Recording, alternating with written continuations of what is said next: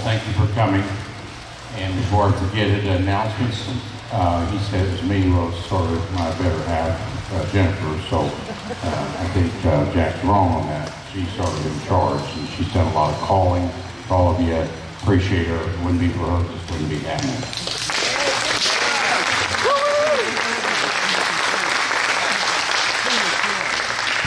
Jack got that wrong. Anyway. Second question, or second thing is, we have back where Donna Bone is, there's a sign-up sheet if you want to come to these in the future. It'll be the first and third Thursday of every month.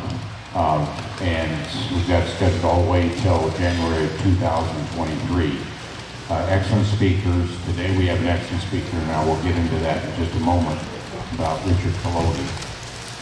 And you see spelling there. I misspelled it even today, so I went to Wright's Memorial. They don't teach spelling there. They teach that in grade school.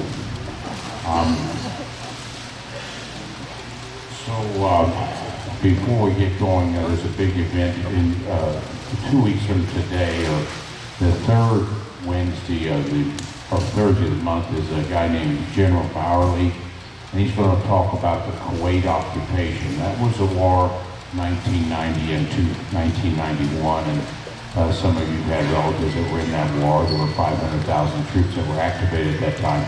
He's going to talk about the Kuwait Occupation. I've heard him talk before, but you would be surprised at what he will say that's happened in 1991. There was a lot of propaganda, a lot of other things, and it'll be very interesting talk. He was right under Schwarzenegger call. There was a big general there, had an IQ about 160, and Schwarzenegger call, one of them. But anyway, not the one with a lot of muscles, the one with a lot of brains. And this guy didn't have an accent. Anyway, he's going to talk in 2 weeks, so I'd like you to sign up if you'd like to. Then after that, that'll be a talk on World War II prisoners by Lisa Muller. We have a big event on 9/22/2022. That's a Thursday in September. We will have 3 or 4 planes here. One's a B-29, and B-29 is the same type of plane that dropped the atom bomb that changed our world in 1945, August 6th and August 8th and 9th. Dropped 2 bombs. And this is not the Enola Gray, but it's the same type of plane, 141 feet wide. It's going to be right out on the taxiway out there, and you'll be able to get in it. You can't fly in it because the plane's already sold out. It's going to fly over Evansville 2 different times that day. There's only going to be a B-24. They were made up and will run right outside the tarmac, and you can go climb inside that too between its flights. And its flights are all sold out.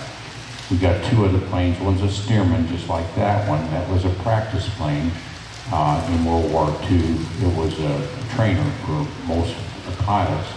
We will have that out there. We'll also have a T-6, and they'll be out in front. So it's a really important day for kids and other people to understand how much we made and how quickly we made these things. Very historic. So you're already here, so you already appreciate these things. You probably need to get some other people here, not just you. We're open from about 8 in the morning till about 5 at night, we will come in the front, and you can go see all these planes and climb in 2 of them. The other 2 you can't climb in. Now what we're here for today, if Forrest or so, you can change my slides a little bit, if you don't mind turning the slides. We're going to talk about the Soloman Islands, but I have to give a little bit of introduction before Richard talks, because most people I met have said about the Soloman Islands, and they ask me, where is that? And so I'm just going to give a real summary of what happened in the West, and this is listed there. And I'll just tell you, I know most of you know it, but I'm just going to summarize it, because he's going to talk about the stars there, and the stars is right in the middle. That's the Soloman Islands, and that was from 43 to 44, and the width of the Soloman Islands is about 1,500 miles, and it took them over a year to take that over, and they had the island jump, and he's going to talk about that. Very interesting talker. He's talked at a lot of schools in Kentucky. But start the first one, Pearl Harbor. That was December 7th. Of course, you have to move your head the other way. I can't see. That's it? Good enough. All right, thank I just gotta look at that. So okay, the second one's a Coral Sea. He's gonna talk about the Coral Sea. We lost our Lexington there. And that battle, you look at it just a couple days, it's about the same time the Aleutian Islands, so that was a little bit of a feint there for the Midway time too. So we had a Midway talk here by Jason Holmes and talked about that. Look at that battle just a few days there. And Guadalcanal was the next one, and that's where we lost to Lexington, and he will probably talk about a little bit of that. No, we lost to Lexington Coral Sea, sorry. And then came the Soloman Islands, so that was a whole year battle, and he was in that whole battle. Young kid, and he got to be a man at that time. Then we have Iwo Jima, and you look how long Iwo Jima lasted, about a month and a half or so. Lost 25,000 Americans there. And then you got the next in Okinawa, 25,000 troops there. I don't have, and then I had the Battle of the Philippines. So we're gonna have a talk right the 1st of January, talking about Lady Gulf, who was there, and also was on LSD. He's 97 as well. Lady Gulf was the biggest naval battle ever in history, and probably will be. But you look at Philippines, Iwo Jima, and Okinawa, those three, 25,000 troops of America were lost in those three battles. We only lost 4,000 and 5,000 World War II, so we lost about a quarter of the people from spring of 45 to the end of 45. So that's why Harry Truman, that last one says Hiroshima now. So that's why Harry Truman said we've got to probably drop the bomb to see if we can get the Japanese to give up. Very difficult civilization to give up, and he didn't want to lose any more troops. If we would have invaded Japan, I probably wouldn't be here. My dad was in the Battle of Okinawa, and he was going up north into Japan. We probably lost 500,000 troops. The Japanese were just really tough. The Germans found out how tough the Russians were, and we found out how tough the Japanese were. It was a little bit of a religious war. They believed in their emperor, and they fought tooth and nail, and they were tougher than anything we'd run into before. So we're going to back up to the Soloman Islands, but I had to give you a little bit of that history because he's going to really go in depth on Coral Sea and the Soloman Islands and an aircraft he was in. I think it'll be very interesting. Now, next slides, I'm just going to give you a few photos of this. This is Japanese occupation. You might not be able to see from back. When you turn the lights down, Jennifer, or somebody over there. This is what Japanese occupied in about 1939, and that's a lot of area. But you look up at Manchuria, they were taking on China, which they shouldn't have done, but they took on China. They had the whole coast of China as well as a lot of Manchuria. Next slide. In 42, you see a red circle. That circle is so big, how could it ever occupy all that? They had a lot of the islands out there, and stretched all the way to Wake Island. They tried to take on Midway, they didn't get that. They tried to take on Hawaii, they didn't get that. But still, if you look at that area, it's about 3 times what Hitler occupied during World War II. Next slide. That's a little bit blow up of this same slide. It just shows you how big an area. I don't know how they could control all that. That ocean's mean. Next slide. And that's just one of the same thing. Next slide. And that was the Battle of Midway, where you see the big red line. They were going to Midway, and Jason talked about them. We went from Hawaii over there, and we luckily, Jason Holmes, am I loud enough? Yes. It's light enough, big enough. Is it light enough? Can you see anything in the back? All right. They say yes, and those guys close the garage door, and then they'll burn up. So, but this was Midway, and Jason already talked about that. But Midway, according to Jason and other authorities, that was really the turning point. Japan never did sort of win a lot of battles after that. A couple of nuclear ones, but that was sort of the turning point of the war, and that was really, I think, June of 42. Next slide. Battle C, he's going to talk about loss of Lexington. That was the next battle, just for a few days there. Next slide. There's a Lexington, some people climbing off the side down the rope. You got abandoning ship. Next slide. That's a little bit of a shot of it getting hit. Next one. That's the Lexington burning up. Next one. And I just show you what looked like in Europe at the time. This square area that Hitler owned, or sort of claimed at that time, look at that. That's probably 1/3 the size of what the Japanese, or even less. Now, Hitler had a mistake. They were trying to go towards the east there, went up to Russia, and he hadn't had much sense doing that. If he wouldn't have done that, it'd probably been a lot worse for us. Next slide. And this is just shipping. You just think, how did Japan get all this stuff everywhere? They had shipping, and that's not a good slide, but where the looked like on the red up on the top left, That was the amount of shipping that was done, 20 million tons a day, and then it dropped down to about nothing by the end of the war. And the blue line's how many ships we knocked off. And about 400 a year from 42 to 45 were Japanese merchant ships, because they couldn't get anything done without the merchant ships. Next slide. And this is just a summary of what I just went over. And you look at the stars in the center, and he's going to go a little bit before that time, a little bit after that time. He's an excellent talker, and he's only 97. There's one other person older than him in Webster County that's a World War II veteran. So he is the second oldest person in Webster County. That's a county. He's from Salters, Kentucky. And he also worked at the A&P grocery. I asked all my nurses and my clerks, what's the A&P? Nobody knows what the A&P is. A&P went out of business here about 84, and they're belly up now, but he managed one of those stores for 36 years. If you know Libbs Candy, John Libbs, before he started Libbs Candy, was a big high up at Libbs at A&P, and he interviewed Mr. Kelody for a job. Mr. Kelody worked at A&P for 36 years. I only worked there 4 years. You will red ribbon and a red, whatever, and a black tie. But he's got a lot of experience at A&P. We're not going to talk about the A&P. We got something else to talk about. Next slide. This is just the New York Times talking about the Soloman Islands, and it has a picture of that islands there. He will talk about that. And I will leave one of these slides up that shows the islands, because he'll talk about this stuff, and you got to pay attention, because he goes pretty fast. He knows his stuff. Next slide. That's the Soloman Islands, stretching out 1,500 miles, right on the border of all that Japanese occupation. So this was right close to the channel that was going to go from the United States to Australia. Next slide. There he is. That's the man. Next slide. That was 6 years ago. We got him on YouTube from 6 years ago, and we have him on YouTube from today. So whatever you hear today, everything's on YouTube. Next slide. Next slide. That's his plane. Next slide. He's going to talk about these planes. So go back to the map, and when he wants the planes to talk about, and I'll put the planes up, the map, he will talk about that. There you go. That's Soloman Islands. Okay. Now, no more ado. Richard Kelody.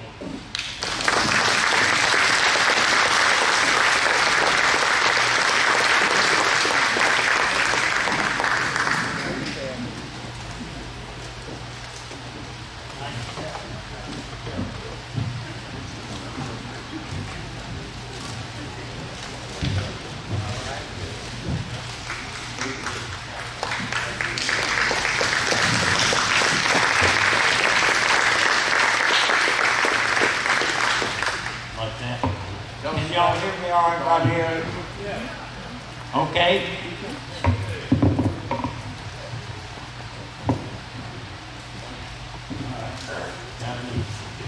Madeline tells him you can't hear him. Can everybody hear me? Raise your hand when you can. Can you hear me? Higher. All right. Thank you all very much. I really appreciate it. I want to thank Dr. Browning and the museum for inviting me today. I feel so honored to be here, and it is really a pleasure to see all you people today. Is there any other World War II veteran here? One over here. Thank you, sir, for being here. I know we That's have Jim Vietnam Hitch. and Jim Hitch, he's World War II Central High School grad. we have a lot of other veterans here from everything from Korea probably to Vietnam and all that. But I've come here today to talk about my tour of duty in the Soloman Islands in the Pacific. I want to start out, though, give you a little bit about what was going on. The first major battle that we had was the Sikh battle in the Coral Sea, and the Japs had sent a flotilla down through the Solomon Bay and into the Coral Sea with the intention of overtaking New Caledonia and New Hebrides and going to Australia. Well, we had a flotilla intercept them, and this, according to history, is the first naval battle that was fought out of sight of each other. You know, they don't make battleships anymore because they're useless. They make aircraft carriers and fast cruisers and destroyers. But anyway, we lost to Lexington in that battle. A month later, we had the Battle of the Midway. And the reason I'm talking about Midway is we had 6 of the Grumman TBM Avengers that I flew in on Midway that got in the Battle of Midway. 5 were shot down. The other one had 1 gunner killed, the other gunner wounded, and the pilot wounded, and the plane literally shot to pieces, but it got back to Midway. And they had been making torpedo runs. That's when the Navy and the Marine Corps decided that they would make dive bombers out of the Grumman TBM and not use it as a torpedo bomber very often. And that's what we did. We flew as a dive bomber from then on. Now, I didn't get to the Solomons until early 1943, and Henderson Field had been secured, and they had started bombing up the other islands up through the Solomons. Now, the Solomons is a group of islands, over 600 islands in the Solomons. They range about 900 miles from east to west, and there's a whole lot of airstrips on the islands big enough to have one. That's the main thing that was a problem with being out there is distance. When you're on the ground in a country that's only 400 or 500 miles wide and on the ground, you don't have far to go. But we had a distance problem with planes. Our plane would only travel about 900 miles with a full 2,000-pound bomb and a full fuel load. So you couldn't go more than about 400 miles and get back to your base. So they had to conquer that, and they decided they would stair-step and take island after island up through the Solomons. But when I got there in the spring of '43, they sent me, I took a troop transcript from San Diego and landed 17 days and nights later on New Caledonia. And I stayed there about a week and a half. Got on board a LST like they built here in Evansville and went to 300 miles up to New Hebrides where our main Marine Air Base was located. That's where all our planes were based to start with. They put me in a Grumman TBM Avenger as a radio turret gunner. And we flew from there about a week later from there to Henderson Field on Guadalcanal. Everybody's heard all about the Battle of Guadalcanal and all that. Well, they had secured it by then, and had just started bombing Villa La Villa and Munda, which was about 150, 200 miles on up the island. I got in on about a dozen early hops, dropping bombs on there in Kosovo and some more places, and they sent me back down and formed a new squadron, the MTB-233. And you wouldn't believe it, here I am, an 18-year-old, and I was considered an old-time gunner at 18 because I'd been in about a dozen flights already. They formed this new squadron with some new gunners in it, and so to replace guys that had been shot down. And we went back up to Henderson Field and began bombing Munda, Villa La Villa, Onondaga, Kolmagara, and all the islands on up through there. The Japs had been on every island there that had an airfield and even smaller islands. They had to drive them out, kill them, drive them out, or they get away before we could move up. Well, it took about 2 months, and we got Munda. They got back, got it secured, got the script secured. And what's ironical, we bombed the scripts with 500-pound bombs and 2,000-pound bombs. We bombed the scripts so they couldn't take planes off of that. And soon as the ground forces, the 1st, 2nd Marine Division would come in, land, and drive the jump back in the island, the Navy Seabees would go in and rebuild the scripts that we had just got through tearing all the pieces. They had to rebuild them, and it took a little while to get that done. And as soon as they got the scripts where we could land and take off, we moved from Henderson Field to Munda. And we kept doing that all the way up through the islands. From Munda, we were close enough to bomb the eastern end of Bogeyville. And the whole objective of all our flight was to knock out the Jap and get Rabaul, which was over on the end of New Britain, on the western end of New Britain. That was the Japanese main air base. They had 5 airstrips, over 100,000 personnel, and all kind of ack-ack guns and just about everything you could think of in there, the Japs did. But we could not bomb them until we got to Bogeyville because of the distance. We had to have it less than 400 miles. Well, we bombed there, and the next island was Onondaga, which was on the western side past Monday. And I was in the first plane that landed on the airstrip when they got it opened at Onondaga. And we picked our planes to go up there with steel fuel load and bomb load, 2,000-pound bomb, to see if the runway was long enough to land. So if it hadn't been, I might not be here today. That sort of thing. And we moved up to Onondaga, and then from there we started bombing Bogeyville. We were close enough then to bomb Bogeyville. And that was really a heavy fortified island. It's the biggest island in the Solomon, bigger than Guadalcanal. And we bombed it until they got the Japs back about halfway up on the southern side of Bogeyville. They went in to see, the Marines did. They landed, drove the Japs back in the jungle and killed them. And the Navy Seabees went in and built us a script on Bogeyville. And it was kind of marshland, and they put the runway, they had big metal strips that they pinned together, and when you take off the land, your plane would go like this. It was a rocky landing and a thing. But we moved in from Monday to Bogeyville, and started bombing, that was in December of 43. And we started then, we was within 300 miles of Rabaul on New Britain, and we started bombing them. And I remember our first bombing mission on Rabaul, we took 18 planes, 3 groups of 18 planes, and had about 50 F-4U Corsair fighter planes for fighter carriers.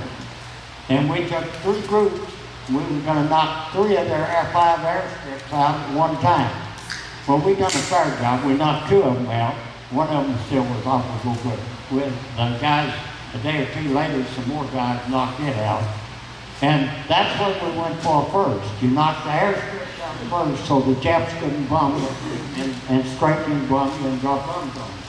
Which, as we bombed them, you got to remember, they were also bombing us. We would get bombing runs, and after a little while, they got to where they would bomb come at night instead of daytime, because if they came in day, our F-4U fighters and ACAC fire would shoot them down. So they got to bomb, most of our bombing things in our on us was done at night by the Japanese. And they kept that up, and as we moved them out and up the islands, it got less and less.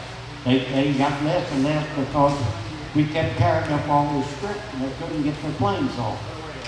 But we had some incidents that happened along.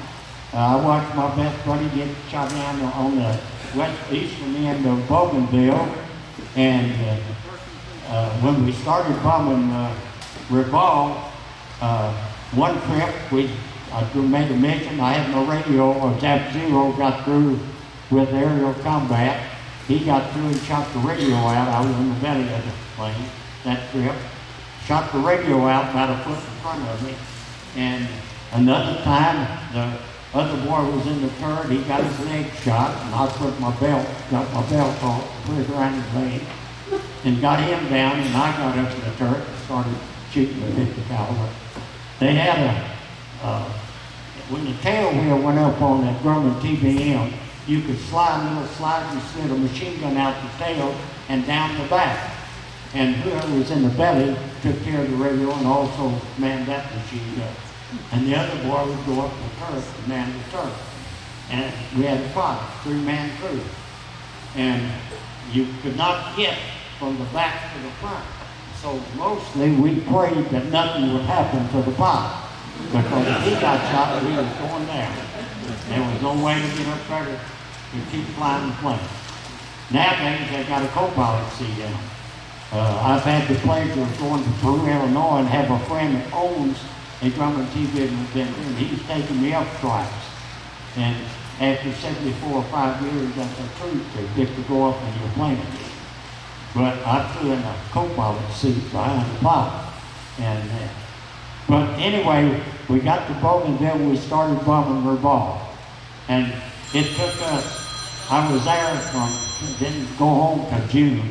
I was there 6 months, and from Bogeyville we moved to Green Island, a little island on up towards there, at Green Island, and stayed there for about 3 weeks. And then we moved on up to Emerald, which is on the western end of New Britain and Revolve, and we basically had the Japs surrounded. And we started bombing them from Emerald. You'd love Emerald. It's a little island about 4 miles long and about a mile wide, and the end of the strips went off over the ocean. They had a barge with a crane on it, and whichever way you took off, they'd take the boat around the end of the island. So if you went in the drink taking off or landing, they could pull you out. And it is about 100 miles under the equator. It's about 115 in the shade every day, and you didn't have a lot of shade. So it was a hot place to be.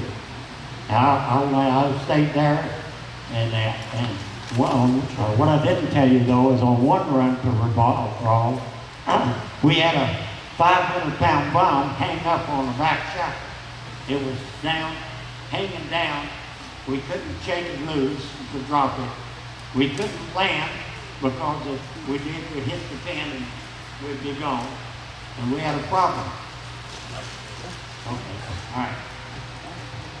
And so we went back that 280 miles, flew back with that bomb hanging down, and started surfing in the bay at Beaver Bay, middle of Bogeyville Bay. And we tried for a while and was starting to run out of fuel. The fuel was getting very low.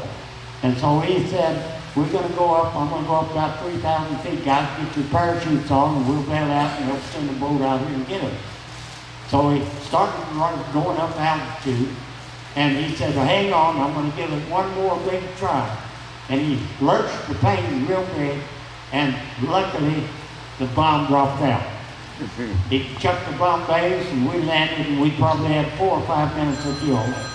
So we was going to have to do something or else ditch. So I was lucky there. And you have crazy incidents happen. On Monday, one day, we was in the mess line, and I heard a commotion back up behind me, and I looked around, we did, and there was a Jap in shorts and sandals had come down out of the mountains and got our chair line. He was looking together and pointing to his mouth. He was hungry. So we called the MPs, they did. They took him to the stockade. Yeah. But the Japs, if you got shot down, you were basically gone. Everybody, there's only one outfit that we had in our squadron that got shot down, that we saved anybody. And they got away from some way. The Japs captured them, but they got loose and got away. And another interesting incident, we were bombing Coleman Garrett, which is about halfway up to Soloman. And at that point, I didn't realize that about 4 or 5 miles away on an island was 5 guys, and that was, one of them would later become president.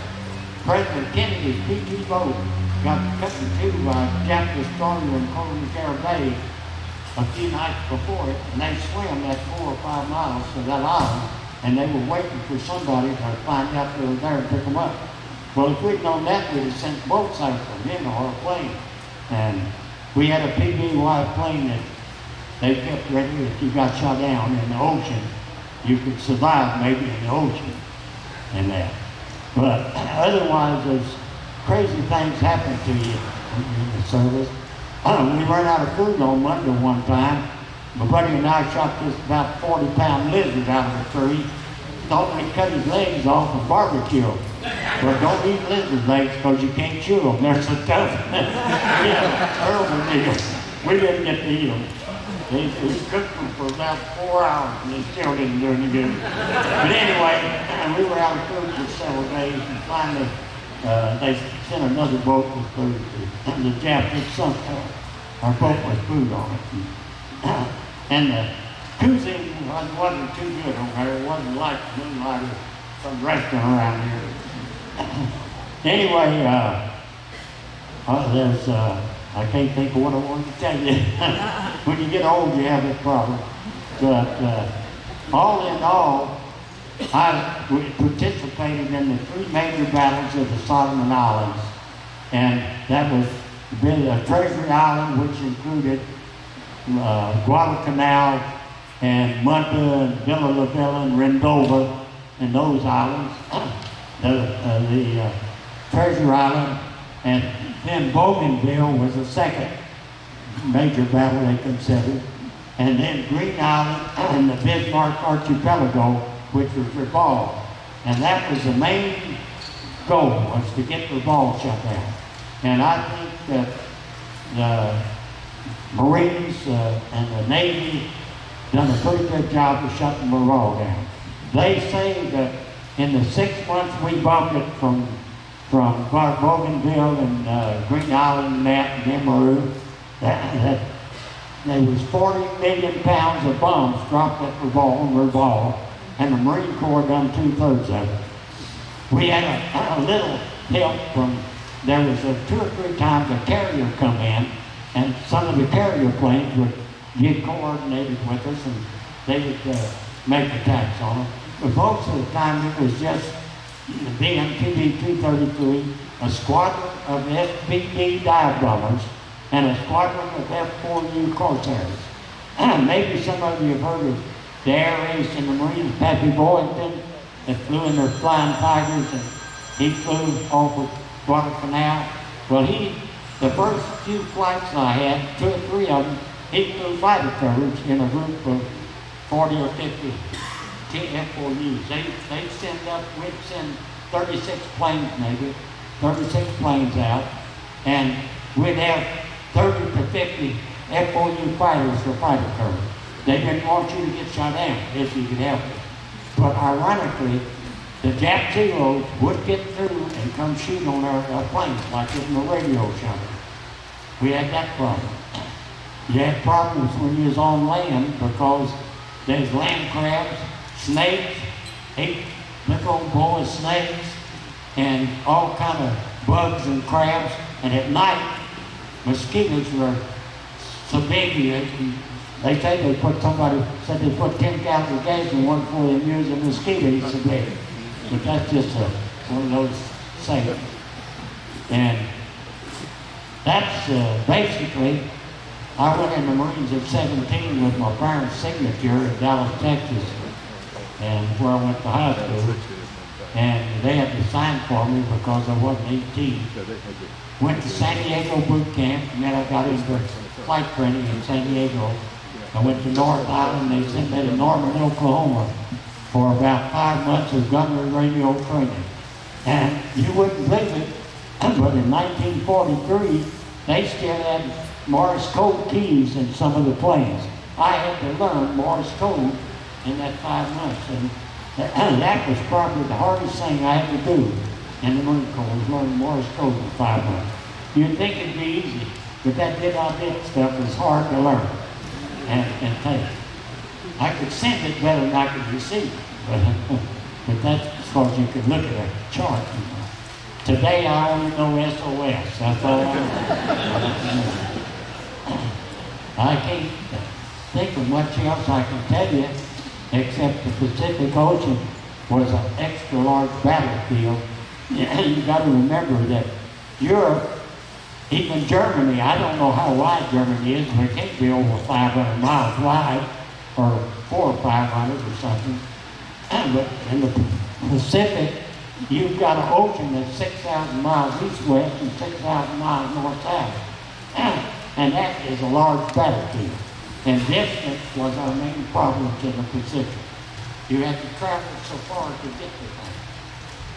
I was on Monday when they hit Tarawa. Everybody heard about that, where the Marines lost 1,200 men in one day up there landing on Tarawa. Well, we sat there and listened to that at the radio shack, listened to the landing on Tarawa. And it wasn't very nice. Things like that happened. We lost, basically, our squadron, about a third of it got shot down. And that's a pretty high percentage when you say you lose 30% or more of your people and planes. That's high. Of course, guys that went in on Iwo Jima and all that later lost more than that, but they had a lot more people than just a few planes. But we always flew in groups of 6 or 18 or more. And you had fighter coverage most all the time. And I don't know what else I can tell you, but. What about your plane? Right here, another plane. All right. One microphone, talk about it. All right, that's all right. I'll just stand here. The Gerber TBM Avenger is a bigger plane than the P-47 over here. It's a bigger plane. It's got a 2,000 horsepower engine, which is basically near this size, like that. But it carries a pilot, a turret gunner, and a radio gunner. And it has a range fully loaded of a little over 900 miles round, complete. So we had a distance problem with the plane. But it could carry a 14-foot torpedo, 1,600-pound torpedo. It could carry 400 or 500-pound bombs, or it could carry 2,000-pound bombs. And we had it shackled so you could put 1,200-pound bombs in there. And I'm forgetting to tell you about that. In March of '44 on Bogeyville, the Japs tried to retake the base. And I flew 9 missions in 3 days, 3 missions a day, morning, noon, and afternoon, dropping 100-pound scatter bombs on the line. The ground forces would shoot smoke bombs to where they wanted us to drop the 100-pounders in the Japs in the jungle. They had a 100-pound bomb with got a 2-foot rod in the front of it, so it'd go up about 2 foot above the ground. And that would stow the shrapnel out like a hand grenade in the jungle and get the Jap. And we've done that 3 days in a row. We threw 3 missions, dropping 100 pounds down the line. A day or 2 after that, the Japs decided to give it up, and they turned around and left. And of course, the ground forces, the Marine ground forces, killed a whole bunch of them and all that. And you never knew when the Japs would try to drop a bomb on you.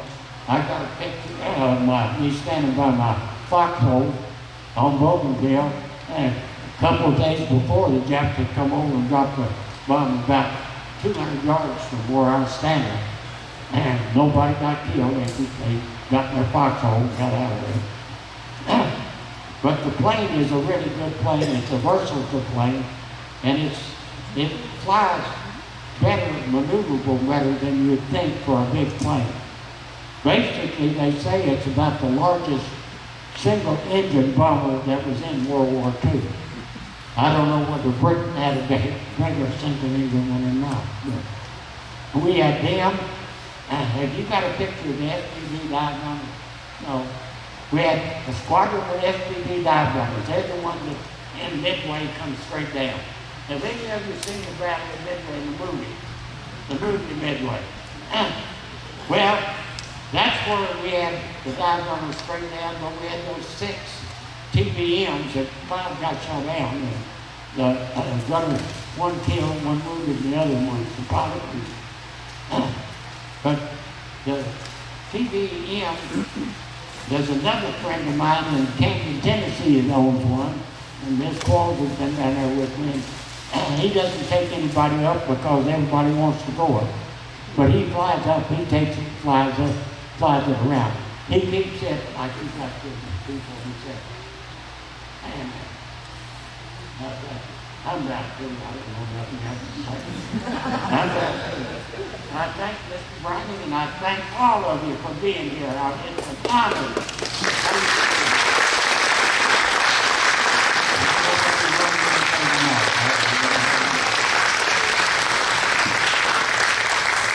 you're gonna have to stay up here at the microphone and talk to the microphone, and then Forrest is gonna ask questions. You ought to have a lot of questions for this gentleman. This is a rare occasion to get somebody like this that's this knowledgeable on things.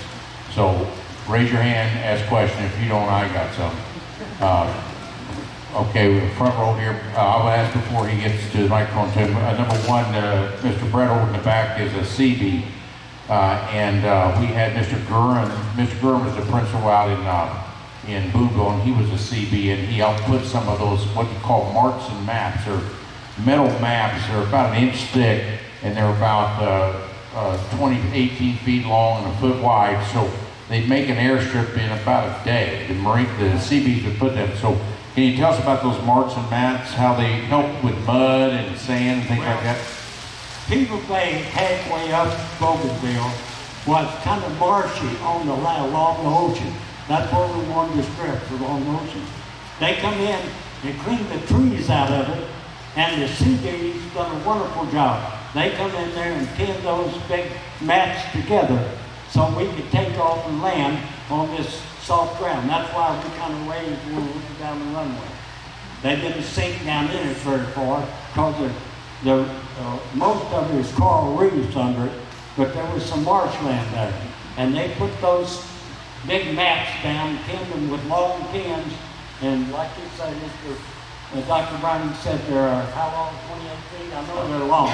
They stopped making They pin them 1971. all together just like you run a pin through a hinge on the door or it's flat. And run those pins and pin this mat together and made us runway. So it distribute the weight evenly. Right. Like instead of the tires going in the mud or the sand, Right. it hit this metal mat that was about an inch thick, and it would go, like all the way down the runway, make a whole runway, like you said. It was an amazing thing. That's how they conquered the Soloman Islands, because they would blow the strips up and they'd have to make a new strip, and they made it in less than a day. Most all the other strips were made out of coral reefs, and it was hard, and we didn't have strips on it. We didn't have any strips on the canal or on Munda, Wendover, Villa, or Munda, or Andanga. They just took bulldozers and made the strips. And most of those things is a lot of coral out there. And there ain't a whole lot of dirt along the ocean. You get to the dirt on back in the islands. If you go to Okinawa, a lot of that's coral reef and truck, and most of those islands in the Marshall Islands are coral reefs, so they just bulldoze and make you an airstrip. And a lot of the airstrips are made that way now, but they had a unique one there, and they always had a unique one where they had to use the marks and maps. Okay, we've got the gentleman in the front row. Say your name and stand up, and then we'll repeat the question if necessary. My name is Norman Kohler. I don't quite understand where the third man on this plane was. I can see where the one back of the pilot, but where was this third guy? There's nobody right in back of the pilot. There's nobody right in back of the pilot. The two gunners are in the back. You go in the door in the back of the plane on the side of the plane. You get in there, one goes up in the turret back there, and the other one stays in the belly and takes care of the radio on the belly gun. There's nobody in our planes nowadays. They have a co-pilot. See, The one at the top was, but I didn't know just where the one at the bottom was. there's the door going in. You go up in there, and the guy's gun is just up on the turret up there, and the other one, that's the gun comes out that little window on the bottom down there. That's the gun that comes on the back, behind, front of the wheel, front of the right there. Right down there in the back. Put your mouth on the There's a microphone. window down there. There's a window down there. Yeah, the window that opens. You open the window and slide the machine gun out. A 30 caliber machine gun went out there. Pilot's here. Look up there. That's a pilot, right? And this cat's sitting there doing that 50 caliber gun. Now that guy So put your mic out in the microphone. the guy sitting there is looking at his radio and that. He has to turn around. I flew half the time backwards. If he's in the belly, back there, you flew backwards almost. We'd make a dive bomb and run. I'd be sitting, if I was in the bottom, I'd be looking out the back with that machine gun. Sticking out the back of that. Where's the third guy? Where's he? Right down in here. The third guy's here, one guy's here, and the third guy's down there. Is that right, Richard? Right. Third guy. What's that third guy doing? Taking a nap? What's he doing down there? What's the third guy doing down there? Take care of the radio and also you take care of the radio, and also the third guy has to hand up canisters of 50 cal ammunition when the guy runs it out of his Churchman gun. You have about a 40-pound canister of 50 caliber ammunition. You release the clips, take the canister out, and put another canister out. Yeah, it was back fed out of the canister, the machine guns were. Tell them how they trained you to shoot that rifle when you were in Oklahoma or wherever you went to train. Tell them about that training. Well, we had the gunnery range at Norman, at Purcell, Oklahoma, which is not far from Norman and not very far from Oklahoma City down I-35. But we shot everything from skeet shooting to the M1s. Now in boot camp, we had regular rifle range. I shot expert in boot camp. I'd been hunting in Texas before. I hunted deer, I'd been deer hunting and stuff with my uncle. And so I could shoot a 30 caliber rifle fairly well. I managed to shoot expert at a 309 out of 320. And after I got into flying though, all I had was a 45 pistol and a Marine knife. I didn't carry a rifle no more. That was it. The next 3.5 years or so, I carried that 45 until they took it away from me. They wouldn't let me bring it home. The third man takes care of the radio. Third man down here, tell him what he does. What's the third man do down this guy? Who takes care of the radio? That guy? That guy. Who's he talking to? What? Who's he talk to? Who does he talk to? You gotta have a mic on Who you. does he talk to? The pilot and the other gunner or the base. You have radio contact with the pilot, and that you talk to the pilot, you talk to the gunner, or you can even talk to the base, the main base back on the base. Is there a lot of room in this plane? Was it roomy? No, it's kind of crowded. Kind of crowded back there. Now, ironically, yeah, I forget. I'm looking around. It's not a lot of room, and the guy in the turret sets in like, you know what a plow seat looks like, kind of a scooped out seat. Yeah. He sets in a kind of a cradle seat, and you got a seat belt you put over you, and that you run the turret around, turn it around, raise your machine gun up or down, and you got your triggers and everything. But the guy in the bottom, when he runs out of canister of ammunition, he has to take it down and put one on that's taped to the wall. You get one down, and you put another canister of ammunition there. Now, at the belly, if you're shooting the belly gun out the back, that's right above where the rear wheel is. See, that rear wheel goes up in the fuselage. And you slide this gun on, it'll slide right out. And yeah, right there. It comes out that little window right there.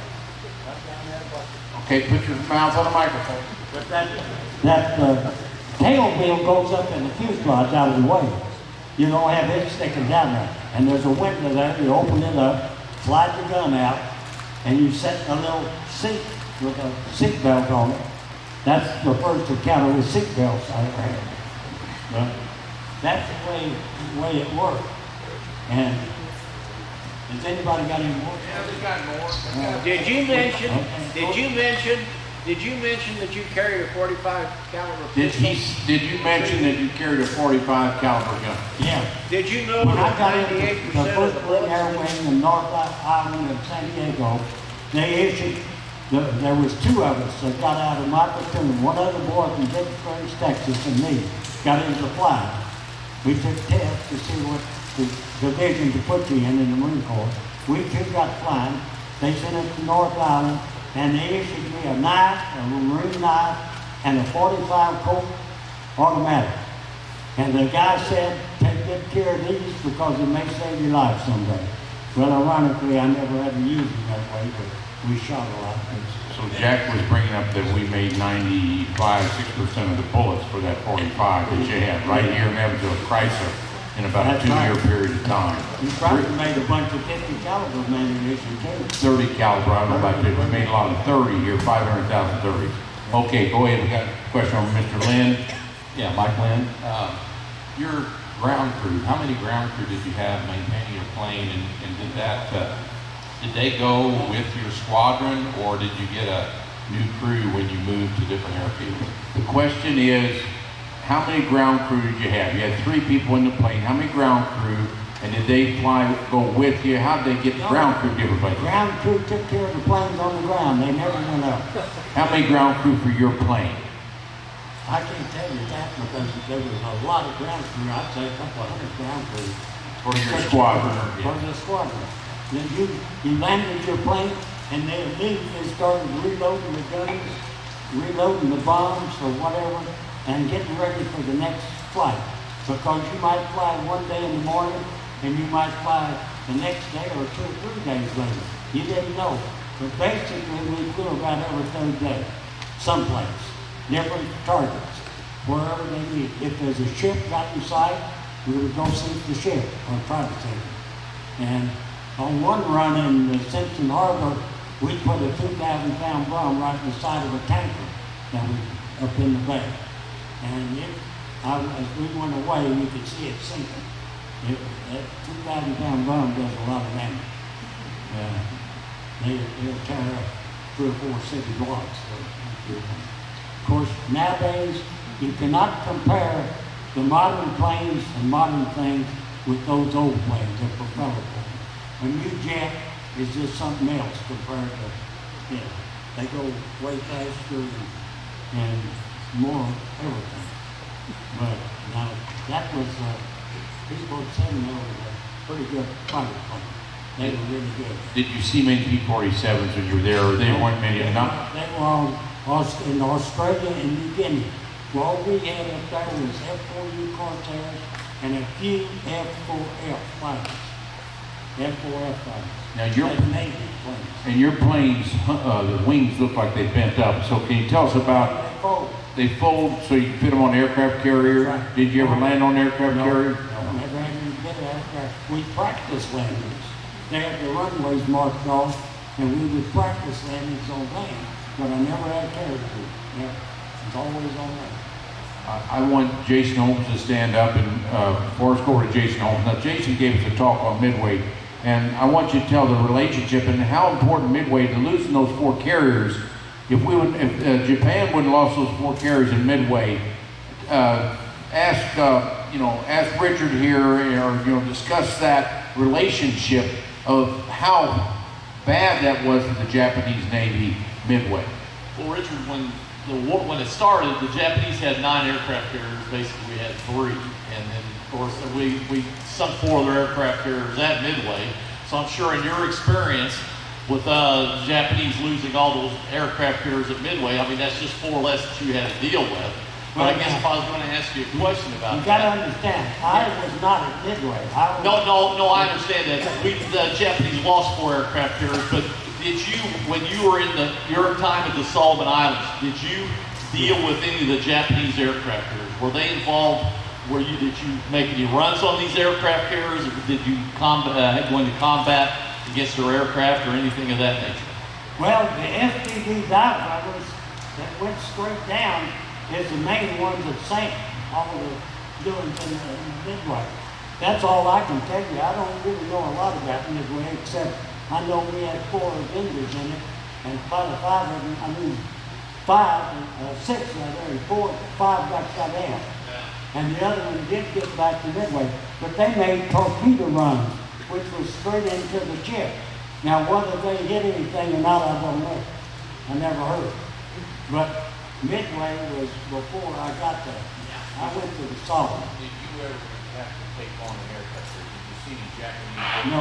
He never saw a Japanese aircraft carrier. Never saw it. No, I didn't see them. There was none around where I was. When you dropped the 2,000-pound bomb out of your plane, what did the plane feel like when it Kind of lurched up a little bit?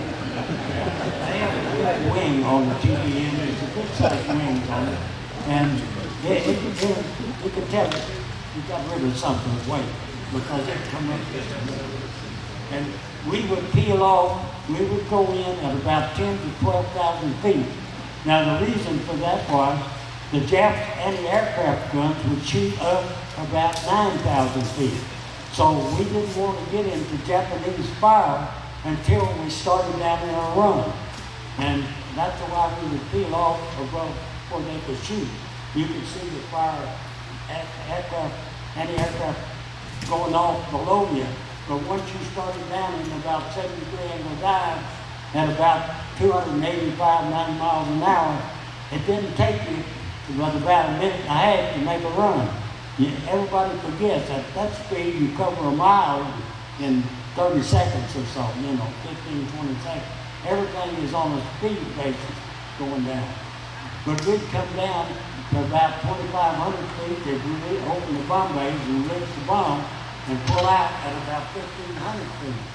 And we have actually had dirt blown on the bottom of the plane from 2,000-pound run. Because we go too low, we go below about 1,500 feet.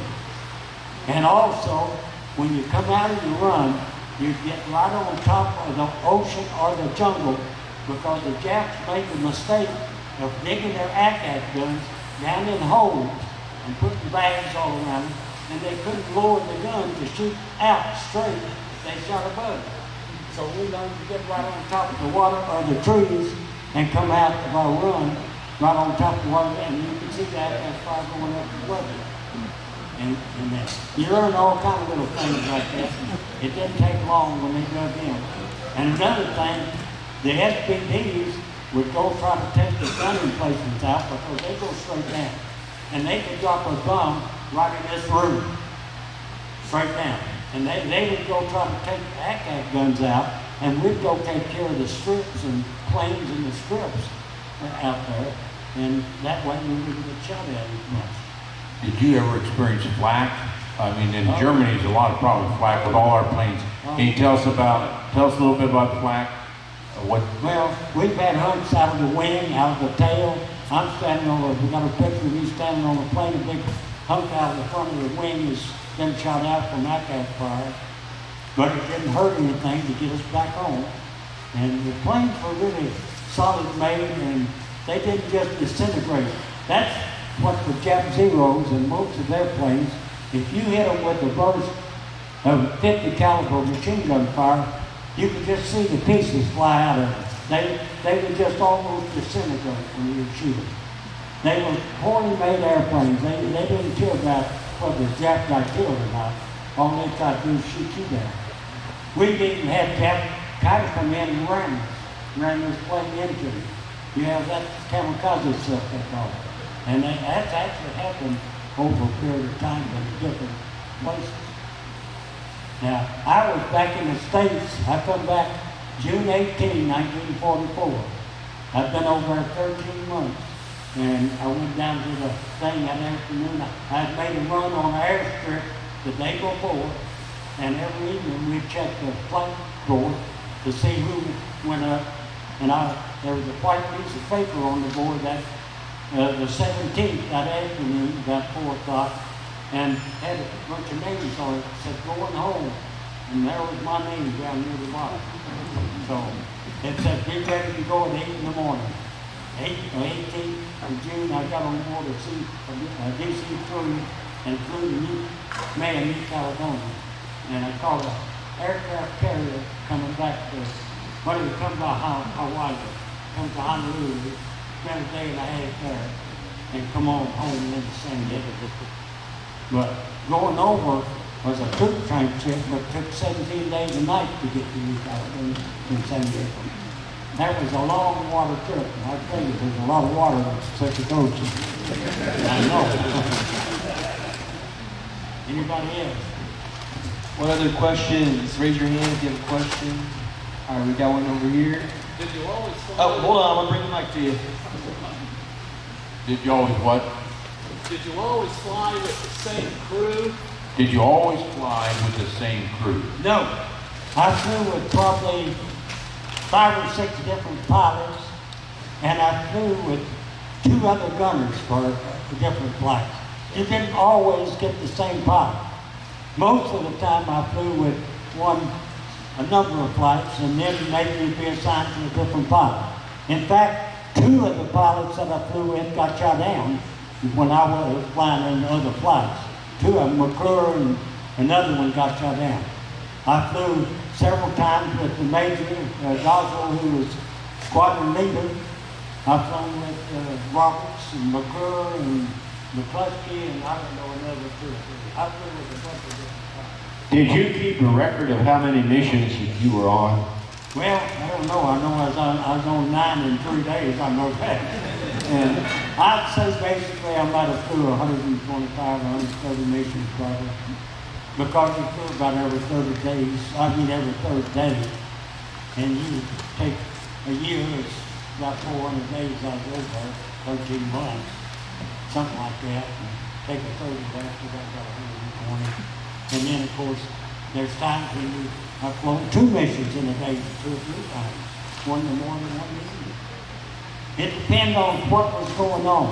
If the Japs sent ships in there or something, you flew till you knocked them out or turned them around. Now basically, I think the Japs had poor leadership.